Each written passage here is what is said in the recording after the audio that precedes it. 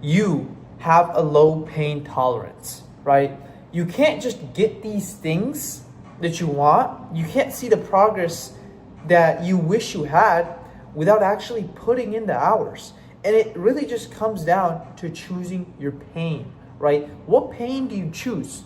Because when you started this business, you knew you wanted to make money online and you knew it was possible and you've seen other people do it, so you know it's real. You might even know a couple people in real life or friends online that have done it. So you know it's literally real, but yet when you sit on the computer, you can't focus for 12 hours a day, right? And then you have the identity of a person who does that though, don't you, right? You have that identity from watching all those motivational videos and consuming all those content, thinking that you're doing the work, but in reality, you're not doing the work. You're just procrastinating and making yourself feel better and acting like you are doing the work when in reality, you're not doing the work in the first place, because if you were doing the work, you would actually see way more progress than you have right now.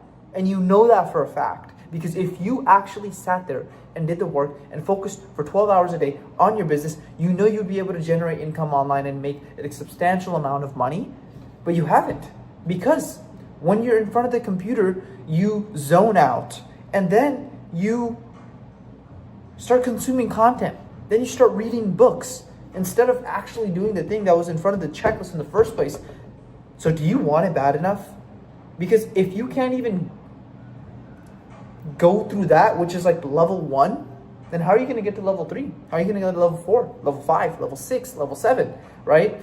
There's levels to this game. And what changed for me is viewing it as a personal development game, right? Business is a personal development game.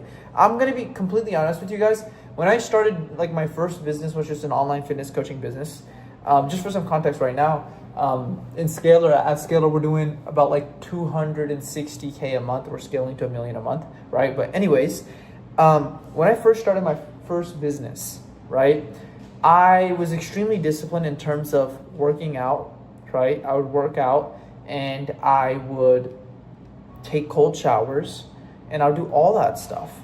So in terms of those stuff, that category of life, I was extremely disciplined. But when I sat down on the computer, I just couldn't work. So that's another type of discipline. That's a work discipline, and that's, gym discipline, right? And this gym discipline, I had an identity that I was a disciplined person. So then when I was trying to do the work on here, on the desk, I still had the identity of the disciplined person, but I wasn't disciplined at all.